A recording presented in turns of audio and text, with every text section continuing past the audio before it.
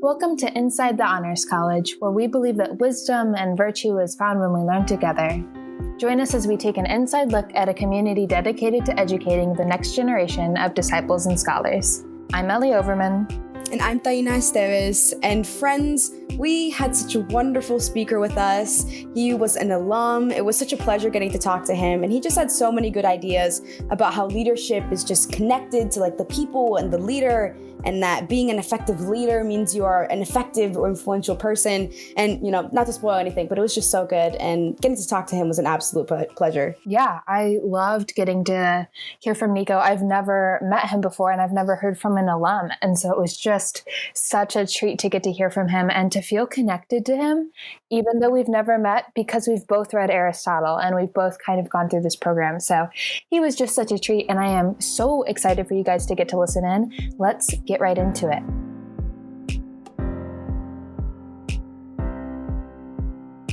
Hello, Nico. How are we doing on this fine Saturday? Hello. I'm doing pretty well. Thanks for asking. Thank you. Of course. Got to check in.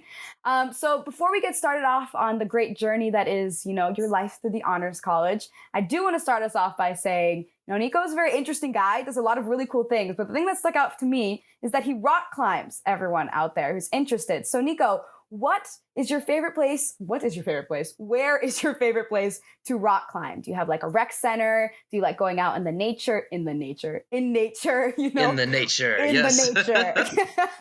Where do you like to rock climb? So I like, for my regular climbing, I try to climb about 3 times a week, and I go in the mornings to Planet Granite, either up in Sunnyvale, or there's a gym that's close to me down in Santa Clara that I go to as well. Okay, so indoor. Yeah, those have just reopened. So I have been having to take a hiatus from climbing for a while. So I'm really excited to get back into it now. But yeah, occasionally I'll also do outdoor climbs with some friends. My dream is maybe, in 4 or 5 years, when I'm really good at this, to go and do a climb in Yosemite someday. Oh, that would be so pretty. So yeah, outdoors is the goal, but for now I'm mostly doing indoors. Hey, from someone who does nothing ever in any indoor outdoor rock climbing, I send you the good vibes and congrats on having the energy. Thank you very much. Of course. So now that we have that way, let us get into, the nice story of you and honors. So to kind of start us off, can you tell us a little bit about how you heard about the Honors College? You were the first class of the official Honors College. So that's so cool. What was your decision process there? Why did you say yes to honors? Yeah. So as a high schooler, I was homeschooled. I was really active in the speech and debate community. So if there are any people in STOA out there these days listening to this, APU is going to be a great fit for you. And I've always also been a pretty philosophical person. So I like to think about things and talk about things. And I was visiting APU during a weekend when they told us about this exciting new honors college program that was basically going to be a complete replacement for your gen eds. And then, you could just get a second major in humanities instead. And that sounded pretty cool to me. So I said, yeah, why not? I'll do it. And the rest is history. Oh, yes. A why not attitude, everyone. You can benefit from it. Cool. So then while we're in the Honors College going through that, how would you say you've grown as a leader throughout your time in honors? You were also this was a growing program, kind of how did that shape your own leadership experience?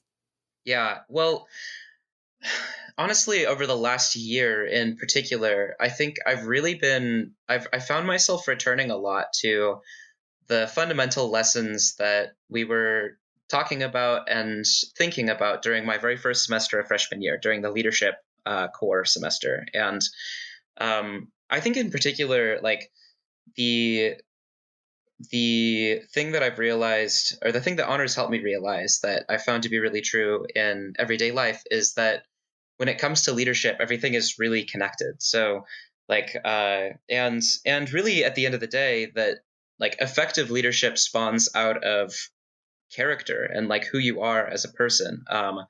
And so I think that honors did a ton, to help me realize that, to realize that, it's very difficult to be a truly effective leader without also sort of being an effective person in a way, or like being the kind of person who is a good leader. Aristotle is huge in that space. And and I think the other thing that honors really did was it helped balance out a lot of the aspects of my personality that were sort of very inclined in one direction. So, I'm a software engineer. I write code for a living, and I've always been like a very sort of like logical, like process oriented person. And one of my most treasured memories from honors was during sophomore year, and it was the first time we read romantic poetry, and it clicked for me suddenly, like all of a sudden, without me really even realizing it. We had a colloquy where we had like 10 minutes at the end, and we just were reading this poem by William Wordsworth called Tintern Abbey, and we just took turns reading it aloud. We would read like a couple stanzas each, and then pass it along to the next person. And I just got completely caught up in the magic of that poem. And suddenly I was crying, like in colloquy, and I had no idea what was going on, Yeah. And I think that was the first time that like I really got poetry, and since then, like being able to connect with people and relate with people, like I think honors has really helped open up that side of my personality, and it's kind of rounded out by sort of giving you this really intense tour de force of all of humanity, right? Like it helps you become a more full, rich, effective human being. And I think that makes a huge difference for leadership. Yes, I agree. I love that bit that you said at the beginning there of like, leadership and like character. I think that's such an important part of it that often, I mean, not to keep using this phrase in all the interviews that I'm doing, but it's overlooked because like just who you are and the leader that you want to be is just, those are interchangeable. It's not two separate things. When you were on campus, what was your own like personal leadership experience like? Did you participate in these certain things, or how does that translate to your job as a software coding, math, science, engineering person who rock climbs? I feel like we can't forget that part as well. How does that leadership experience kind of translate now? Well, so I was very fortunate to be involved in a lot of different kinds of leadership in my time at APU. And I think that's one of the things that makes APU really unique as a choice of an educational institution, is that because it's a smaller community, like there are actually a lot of opportunities for leadership, and like the community is very willing to take an exciting idea and run with it. So, for example, in my computer architecture class, I found this video online of this person who had like detailed instructions about how to build an 8-bit computer from scratch, just from like raw circuits.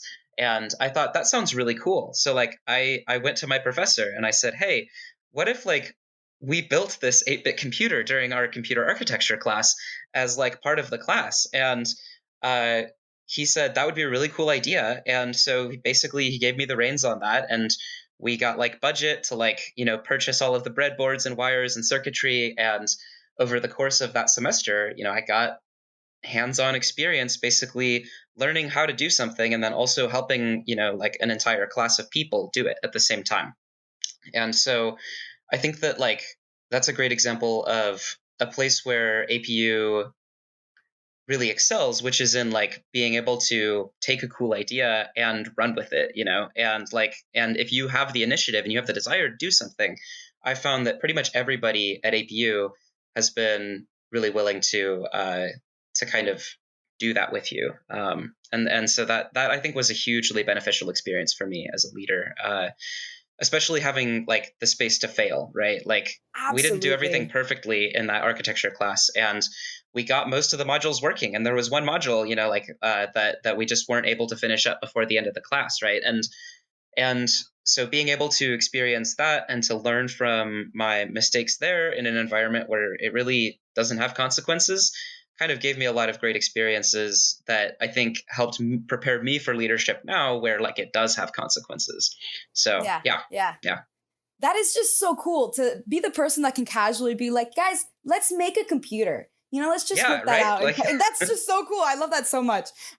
Yes, that's awesome. While we're talking about APU as a whole as well, I love that you have that, or had, but also still kind of have this like community of people that can support and be with you and like want to go through that idea making process as well. So you as an alum, like right now, how do you envision the community and kind of impact of the Honors College, not even just like students, but, faculty as like a system can kind of support alumni? How can alumni support the Honors College? What do you think that dynamic can look like or does look like right now? Or how can it get better? Yeah, totally. So I think that there's immense potential in the community of alumni, and uh, and I think that there's more that all of us can be doing, both the alumni and probably also the school, to like sort of facilitate and actualize that potential. One of the things that I've noticed is that even though like Silicon Valley is full of like technical people who love talking about work and side projects and interesting things, right? Like I have no shortage of people who are very interested in talking tech.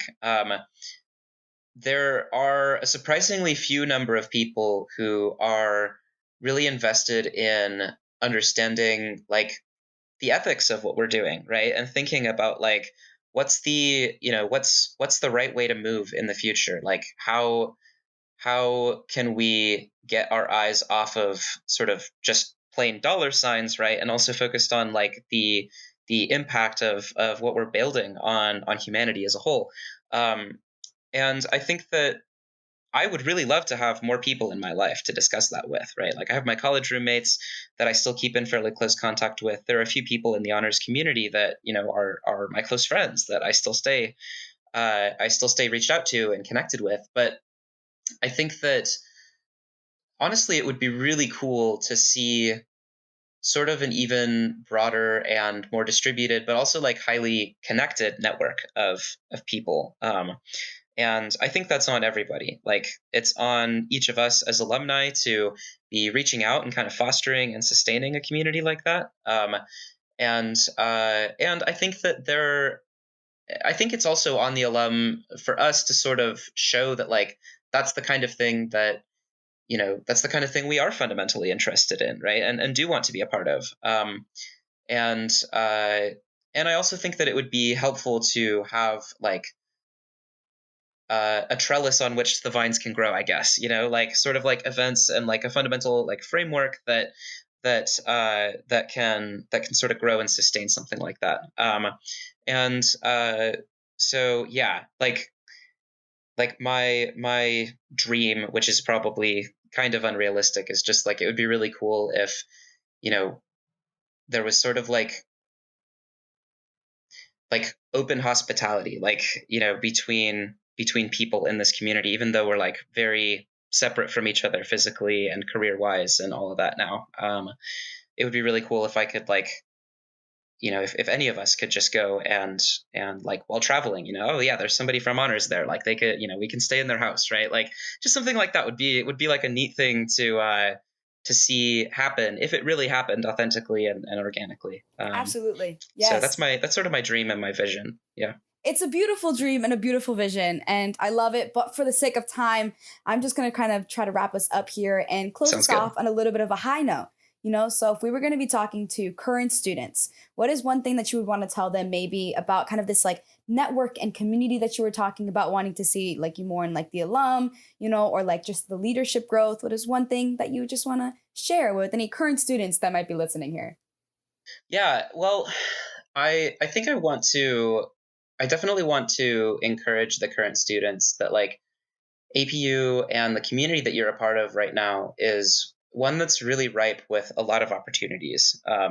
And I think like recognizing and seizing on those opportunities at the point where you're at as a current student is not only going to be amazing for your time now, because like you'll learn a lot in the process of making something happen or contributing to a community and experiencing the successes and failures that come with that, but also because it really pays sort of compound interest down the road, right? So that computer architecture project that I did was great because now it's a talking point I can use in programming interviews. I can talk about a time that I failed and why it failed, and it's sort of a great example of something like that. And of course, there are a lot of successes we had along the way as well. So I think that I think that what I really want to encourage current students to look at and to recognize at APU is that like there are tons of opportunities to seize and to lay hold of, and a lot of it is just recognizing that the opportunity is there, and then being the kind of person that sort of can go and chase after that and try to make it a reality. And even if it doesn't work perfectly, like you'll learn a lot, you'll grow a lot, and you'll have things that like from a very practical perspective will help build your resume, will give you experiences that will be really valuable later on in life. So I just want to encourage everybody to make the most of the time that they have right now in this season as a current student, and also to savor and treasure and enjoy it. I had no idea how rare and how precious the Honors College community was until I wasn't a part of it anymore. And so savor those connections, savor those life experiences, and treasure them, because they are likely things that you'll treasure for the rest of your life. I feel like if I were a senior, I would be getting emotional. I don't think I'm not getting emotional right now, but that was just so lovely to listen to and just kind of think about. And I hear you. I personally am going to leave here and build an 8-bit computer and go rock climb after Sick. I do that. All right. Feeling very inspired.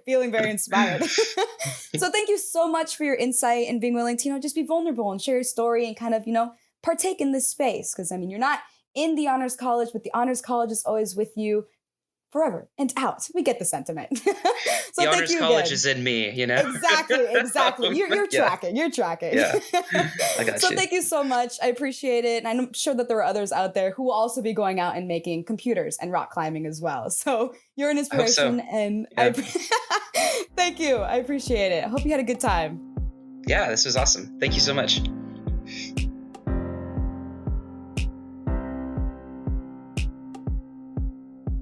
That was absolutely wonderful. Nico was so pleasant. We stayed talking more after the podcast as well, and it's just always a pleasure getting to hear from him. And especially, I think for myself too, getting to learn and think about how we reshape failure, and the learning from failure, not that being the end of everything, and that can lead to just more growth. And the way we think about it I'm very fatalist sometimes. So thinking about the way from a computer, and literally there's so much to fail there. And he was really enlightening, and thinking about that it's not the end, and that we can always learn from the way that we don't end up succeeding in a conventional sense. So it was just lovely getting to hear from him. Right. Yeah. I loved how kind of big picture he was, and this idea of failure leading to growth, and that kind of value oriented understanding of as long as I'm pursuing my values and it's in line with where I'm going, I'm on the right track. And so I'm just going to go for it. I loved that about him. And I also just loved his kind of discussion of ethics and technology, and the intersection of those two. I think that's so important, this bringing together of humanities and STEM, and something that a lot of STEM people just don't have the capacity for because they're so busy. So I admire Nico so much. He's an incredible dude. Absolutely. Couldn't have said that better myself. So thank you, Nico, for sharing your story. And thank you all for taking an inside look at a community dedicated to educating the next generation of disciples and scholars. See you next time on Inside the Honors College.